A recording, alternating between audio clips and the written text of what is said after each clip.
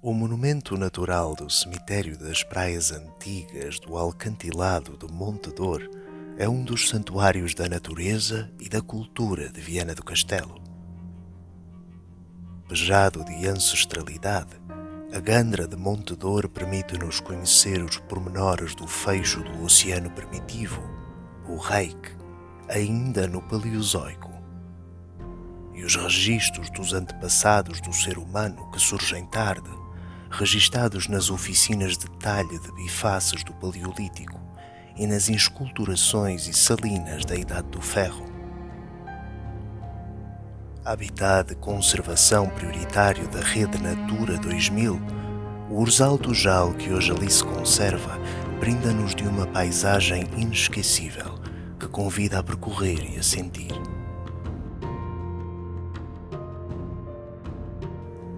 Sentir o património. Alcantilado de Monte Dor.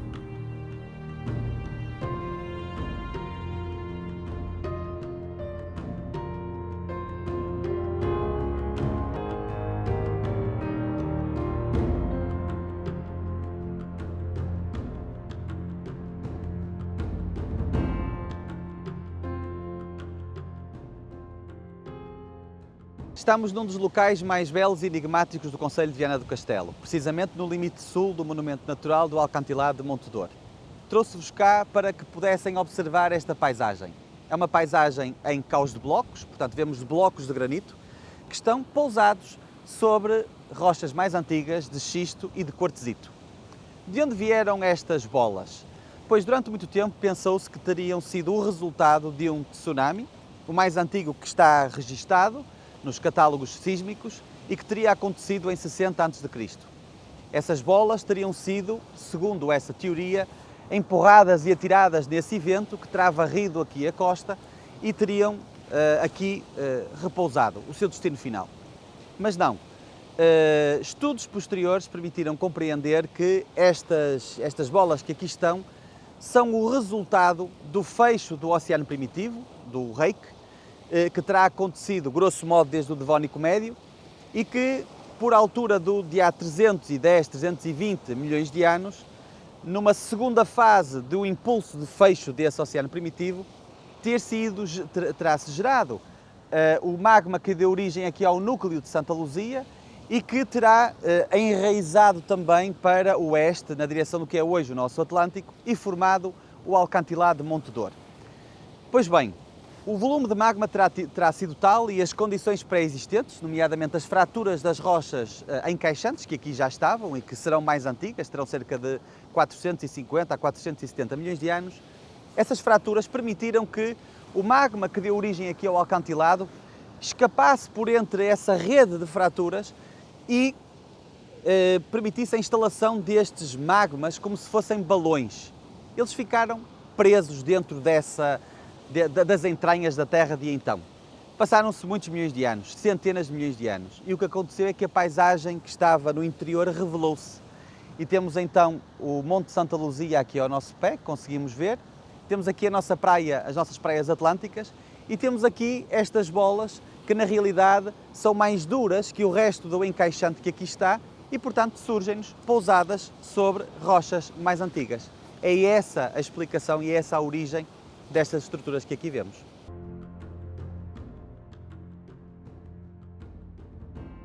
Aqui estamos na Praia de Fornelos. Este é um dos locais onde podemos entender por que razão nomeamos esta área como um monumento natural do cemitério das praias antigas do Alcantilado de Monte Dor. De facto, e contrariamente àquilo que a nossa vivência nos permite perceber, o nível do mar não está estacionado sempre no mesmo local. De facto, nós conhecemos as marés, mas é importante não esquecer que num contexto mais lato, o nosso planeta movimenta-se como um peão. E essa complexidade de movimentos dá também ou imprime um padrão climático. Esse padrão climático repete-se, grosso modo, a cada 100 mil anos. Atualmente, o nosso nível do mar está à cota de 1,8 metros acima do nível do mar. E esse é o nível do mar atual, são as plataformas costeiras atuais. Mas acima desse nível, e é isso que nós aqui conseguimos ver, vemos um primeiro patamar. Terá sido o último momento em que o nível do mar esteve acima do atual. E esses registros estão hoje preservados à cota dos 5 metros acima do nível do mar atual. Onde é que vemos isso? Vemos isso gravado e impresso, por exemplo, nestas concavidades da rocha e que são sapas antigas, sapas ancestrais, que terão cerca de 124.100 anos e que se prolongam por estas plataformas, por estes topos destas rochas, que estão precisamente à mesma cota. Isso seria o nível onde o mar, há 124.000 anos, estaria estacionado. Mas acima desta cota temos outros patamares, outros níveis do mar ancestrais. Temos o nível imediatamente acima, que é o nível dos 8 metros, onde o mar teria estado estacionado há cerca de 235.000 anos, grosso modo. Temos o nível dos 13 metros, onde o mar teria estado estacionado há cerca de 330.000 anos, grosso modo. E depois temos o nível culminante daqui do alcantilado de Montedor, da Gandra de Montedor, que está à cota atual dos 18 metros. Temos, portanto, aquilo que poderemos designar como uma escadaria de gigantes, em que cada patamar é formado por uma praia antiga, uma praia ancestral, e é por isso que nós designamos o monumento natural exatamente dessa forma.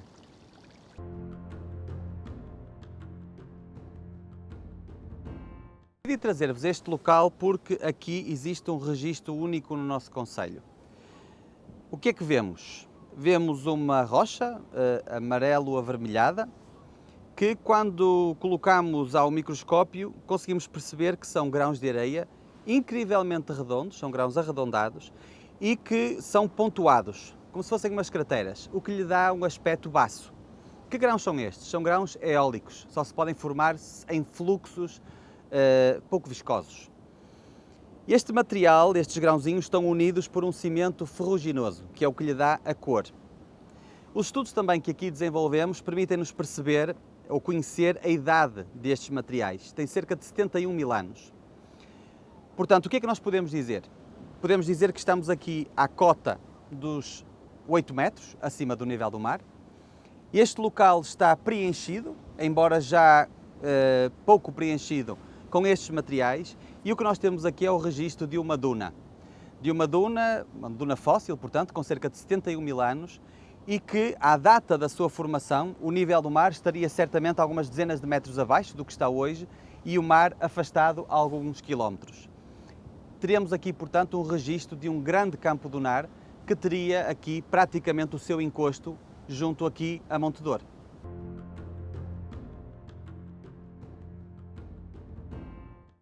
Aqui estamos na última paragem desta viagem no tempo.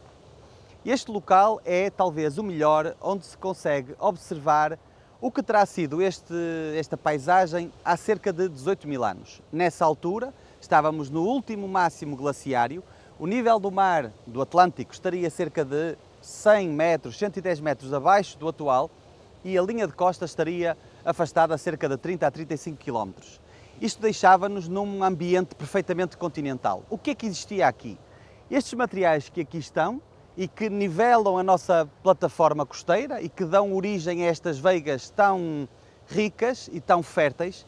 Este material que aqui está é um material fino, com muita matéria orgânica, e quando observamos isto ao microscópio, o que conseguimos perceber é que ele é rico em pólenes essencialmente de pinheiro e de érica, portanto da urze, mas depois também encontramos esporos de algas de água doce. O que é que isto quer dizer? Quer dizer que numa altura em que estes montes estavam cobertos de neve e que teríamos aqui neste local, teríamos organismos que hoje só vivem em latitudes mais elevadas, teríamos uma lagoa que teria a sua origem aqui na vertente da Serra de Santa Luzia. Era alimentada essa lagoa por essas águas de fusão primaveril, quando vinha a primavera, certamente as neves que cobriam a montanha de Santa Luzia derretiam e alimentavam estas depressões, dando origem aqui a essa lagoa. Mas essa lagoa, que hoje só temos aqui este testemunho, influenciou-nos profundamente. Como disse há pouco, a questão da fertilidade das nossas veigas, mas também a quantidade impressionante de fontes e de bicas de água doce, que surgem aqui nas nossas praias. Esta é uma delas, é a fonte de Socampos, esta é a praia de Socampos, assim é conhecida. Logo aqui atrás temos a fonte de Fornelos, que é a praia de Fornelos, e adiante temos mais 2 ou 3 fontes aqui muito próximas. Como é que isto se explica? Pois muito bem, Este material dessa lagoa que existiu é um material impermeável. Portanto, quando chove, o que acontece é que o lençol freático está muito à superfície e as águas escorrem para a praia, onde temos aqui naturalmente cotas mais baixas. Em jeito de remate, gosto de pensar que estes sedimentos que hoje tocamos e que são os registros desta lagoa primitiva influenciaram profundamente a nossa cultura, influenciaram a nossa paisagem naturalmente. As veigas que aqui temos são disso um exemplo e que foram absolutamente importantes e decisivas para a nossa economia e para a subsistência de muitas e muitas famílias, mas também a fonte que referi há pouco, aqui esta fonte, a fonte de Socampos, onde durante dezenas de anos aqui existiu um lavadouro e onde as gentes aqui desta freguesia, da freguesia de Carreço, vinham lavar as suas roupas.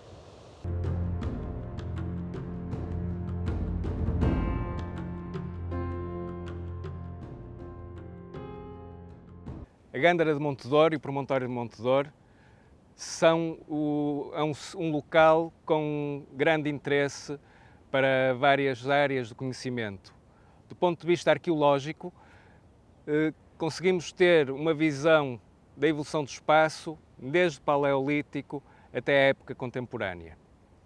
Este interesse que as comunidades tiveram pelo sítio prendeu-se sobretudo pela necessidade de matérias-primas, pela necessidade de alimentos.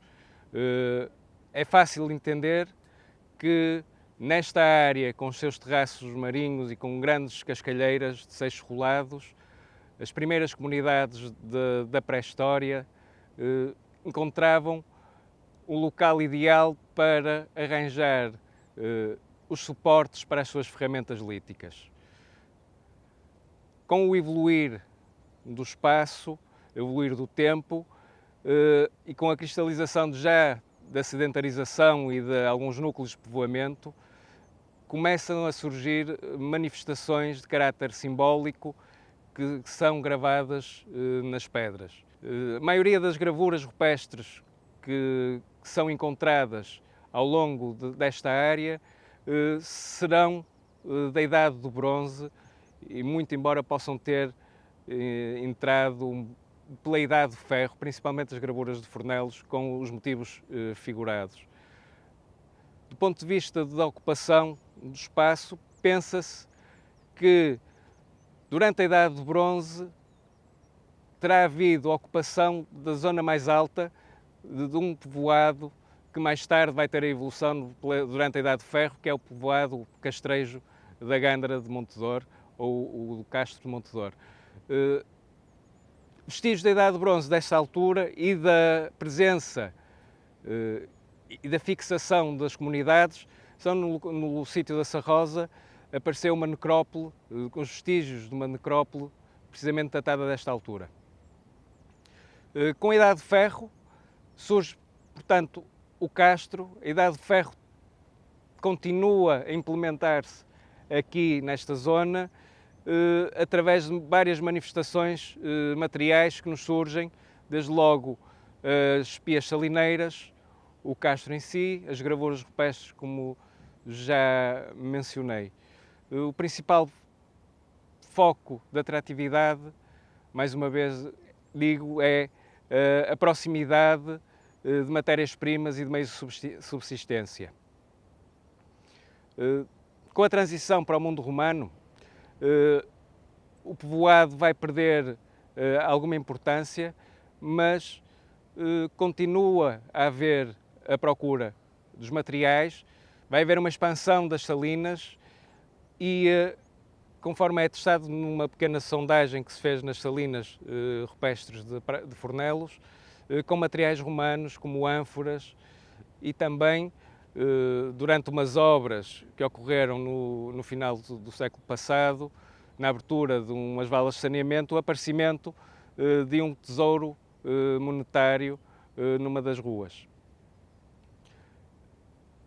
O trabalho da pedra, que é iniciado com um afinco durante o período castrejo, fica demonstrado em vários pontos deste percurso, com blocos, com marcas de cinzel, marcas de leguilhos, para fazer deslocar os blocos que depois seriam utilizados na construção. A tecnologia é antiga, mas vai perdurar até à época contemporânea. Com a transição para a Idade Média, surge um afastamento do núcleo de povoamento para o interior, devido às conhecidas razias vikings, e desta forma criava-se um distanciamento que permitia alguma margem de defesa e alguma margem de fuga quando se aproximavam as embarcações dos lobos do mar. Do ponto de vista da exploração de recursos, com a Idade Média, surge uma manifestação ligada com o mar, uma manifestação material que tem a ver com a exploração dos recursos marinhos, nomeadamente do pescado, pela construção de inúmeras camboas essas que perduraram até o século XX em funcionamento e cuja história precisa de ser melhor conhecida, porque a forma de exploração e a forma como se integram e a sua importância para as comunidades ainda está um pouco por descobrir. Da época moderna e da época contemporânea, conseguimos assistir à construção de uma fortificação que tem a ver com a fortificação da costa aqui do norte, num período posterior à restauração e às guerras da restauração da independência, e que se prende com a vigilância, por um lado, de defesa em relação aos espanhóis, por outro lado, de defesa para os ataques de corsários e de piratas que eram comuns durante o período da época moderna. Verificamos também a construção de uma série de estruturas que foram feitas para dar apoio às atividades pescatórias, nomeadamente os armazéns de aprestos que surgem na praia de Passó e na praia de Carreço e que permitiam o guardar dos barcos, das artes de pesca, mas também podiam estar relacionadas com a recolha do sargaço, que era importante para a economia rural da região, porque permitia fertilizar os campos e as sementeiras, principalmente de cereal, que se verifica que ser a base da agricultura durante o final da época moderna e durante a época contemporânea, e que vai ter reflexo na construção de uma série de estruturas pré-industriais de moagem ao longo dos ribeiros que vêm desaguar ao mar, mas também no promontório de Montedor, com a construção de uma série de moinhos de vento, dos quais se destaca o moinho de velas trapezoidais de madeira pela sua singularidade. A última manifestação digna de monte, de menção, será a construção do farol de Montedor e da estrutura da ronca, como tradicionalmente é conhecida, que permitia, durante os dias de nevoeiro, sinalizar a proximidade da costa.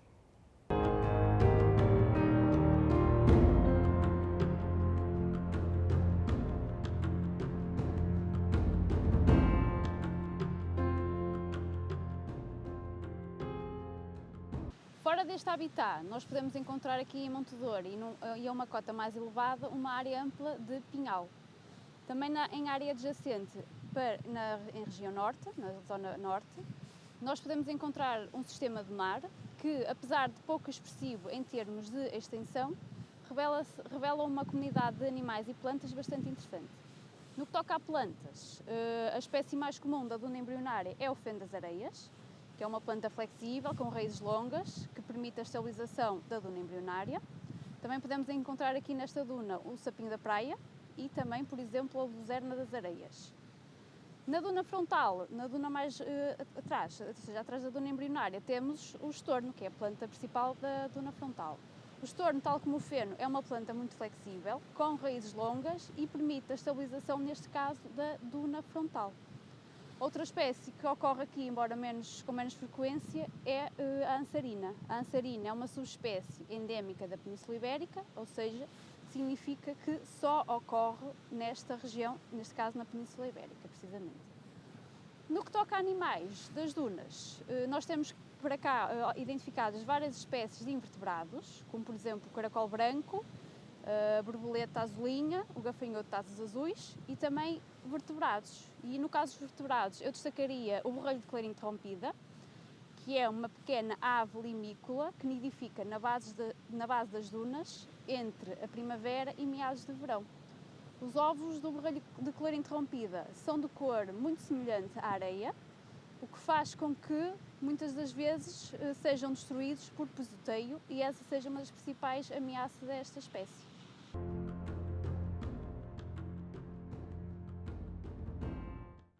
Nós estamos em plena cintura Orzal-Tujal. Este mato costeiro caracteriza-se por um porte bastante rasteiro e também muito denso. Nós temos identificadas nesta zona 6 espécies, 3 espécies de urze e 3 espécies de tojo. Os tojos correspondem às espécies que dão flor amarela e as urzes correspondem às espécies que dão a flor cor-de-rosa ou roxa. Como exemplo de uma espécie de tojo temos o tojo molar, que é bastante frequente nesta zona, e como exemplo do urze temos, por exemplo, a negrela. E apesar de esta zona não abrigar uma fauna muito evidente, nós conseguimos encontrar aqui ainda pequenas aves residentes, ou seja, significa que são aves que nós encontramos cá o ano todo. Uma dessas espécies, essas espécies estão associadas muito aos matos, e como exemplo temos o pinta-roxo e também o cartacho comum, que é provavelmente a ave mais frequente desta zona.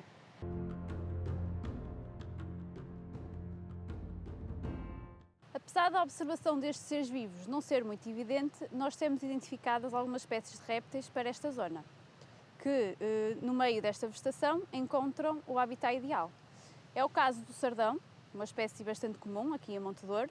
O sardão é o maior lagarto europeu e é facilmente identificado pelo seu tamanho, de relativamente grande porte, e por uns pequenos pontos azuis, que nós chamamos de ocelos, que se encontram na lateral do corpo. Outra espécie de lagarto que aqui ocorre é o lagarto d'água. O lagarto d'água é uma espécie associada a linhas de água, como o próprio nome indica, e consegue-se distinguir do sardão, primeiro por o seu tamanho ser menor e por não possuir os tais ocelos azuis que o sardão tem. No caso do lagarto d'água macho, consegue-se facilmente distinguir da fêmea porque o macho, na altura do acasalamento e na altura do verão, a sua cabeça torna-se azul, ganha uma coloração azul bastante evidente. Outras 2 espécies que aqui ocorrem são de lagartixas. São espécies endémicas da Península Ibérica, tal como o lagarto d'água, e que são a lagartixa de bocage e a lagartixa nortenha, ou também chamada lagartixa do Guadarrama. A lagartixa de bocage diferencia-se da lagartixa nortenha, porque apresenta o ventre amarelo, enquanto a lagartixa nortenha apresenta um ventre de cor creme. E o dorso das lagartixas de bocage, especialmente nos machos, tem uma coloração esverdeada, enquanto na lagartixa nortenha o dorso é acastanhado. Também uma espécie muito comum de lagartixa, talvez a mais comum, no caso das lagartixas, é a lagartixa do mato comum, é a mais frequente e encontra-se com relativamente facilidade aqui no meio deste mato costeiro.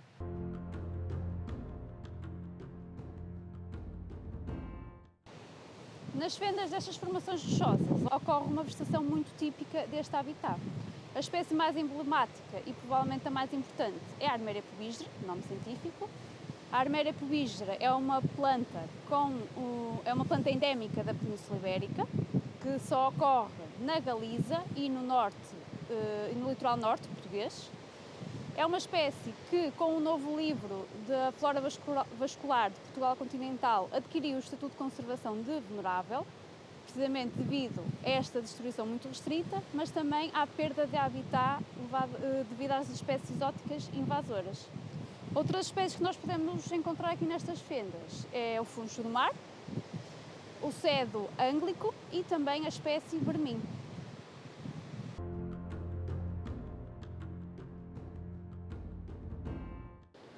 Ainda sobre a fauna, temos que dar especial importância aos insetos, o grupo com mais espécies identificadas aqui no promontório de Montedor. Destacamos as vespas e as abelhas buraqueiras ou escavadoras, que, ao contrário de outras vespas e abelhas, constroem os ninhos diretamente no solo e são espécies solitárias. Ao construírem estes ninhos diretamente no solo, elas colocam depois lá os seus ovos e esses buracos são possíveis de observar ao longo de todo o trajeto aqui da EBI de Monte Douro. Como exemplo de vespas e abelhas buraqueiras que nós temos aqui em Monte Douro, temos as abelhas de transpiração, as vespas de cintura fina e as vespas das aranhas. Estas últimas alimentam as suas larvas com aranhas que realmente caçam aqui neste habitat. Para além destas, destacamos também os abelhões, que são importantes polinizadores aqui na zona Monte Douro, como o abelhão terrestre e o abelhão laranja, e também as várias espécies de borboletas que aqui ocorrem. Destas, podemos referir a borboleta gama e a borboleta bela-dama, que são duas espécies de borboletas migradoras e que realizam migrações de longa distância. No caso da borboleta gama, os indivíduos são migradores dentro da Europa e migram entre a primavera e o outono. No caso da borboleta bela-dama, nós encontramos aqui nesta zona e na altura da primavera indivíduos migradores do continente africano.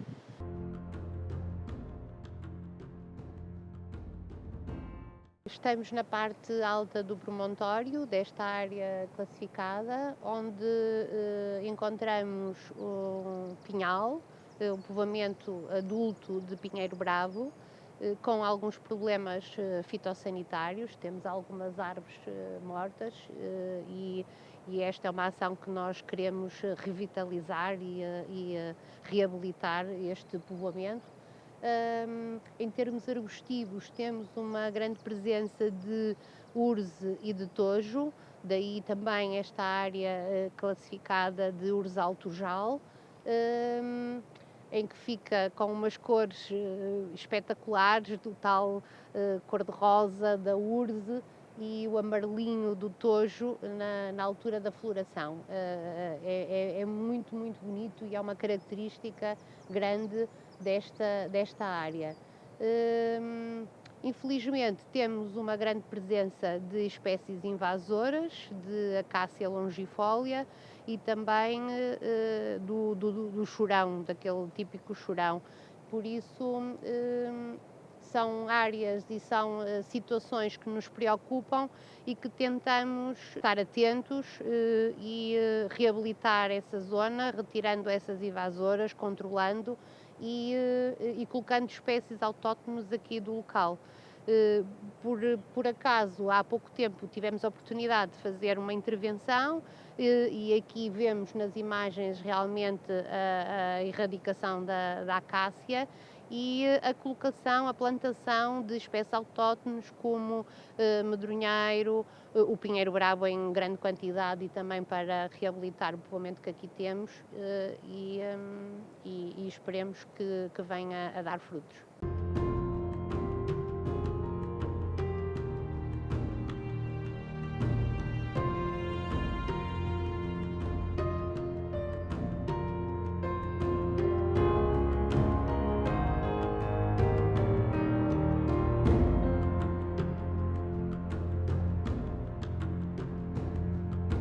Inspirado, desafiamo-lo agora a ilustrar o património que sentiu.